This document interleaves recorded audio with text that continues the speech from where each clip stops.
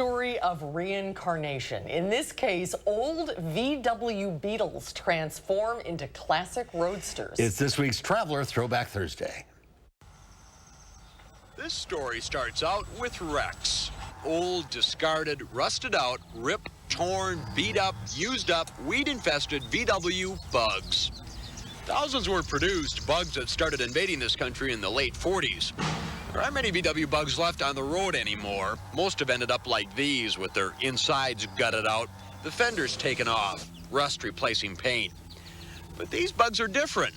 They're more like cocoons waiting to emerge. These bugs will be reincarnated. They come back as 1951 MGTDs, or 1930 SS Jaguars, or 1934 Fraser Nashes. George Fries is responsible for these transformations. His Replicars Unlimited company in Williams Bay takes these wrecks, strips them down to the skin and bolts, and turns out these classics of the road, replicas in kit form of automobiles that have long since taken that big exit ramp in the sky. Oh, I think most of the people associated with the period when they were growing up. And right now it looks like the cars in the 50s and the 60s are becoming very popular. Many people my age, you lean more towards the Model A and the Auburn boat tails and so forth. George's company is building one of those Auburn boat tails now, sort of a hybrid with a Mercury engine and a T-Bird steering wheel and a Monarch chassis. It takes several hundred man-hours to put one of these automobiles together, what with each custom part having to fit in each custom place. But the end result is worth the effort and reflected in the price tag. $15,000 will get you a little MG, while the Auburns go for $35,000. But still, business here, unlike Detroit's auto industry, isn't all that bad. Well, we keep busy. It could be better, but we keep busy. There's always someone that wants a car built.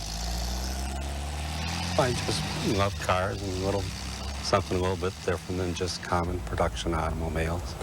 And you have fun people to deal with. Of all the cars that you put together here, what's your favorite? God, I fall in love with every one of them. Probably the Auburn is, one of my favorites. But I actually just kind of fall in love with each one. Falling in love, that's what these cars are all about. They come, after all, from a period when people fell in love with their cars. George Fries is trying to rekindle that relationship. Mark Kane, News 3, traveling in Williams Bay.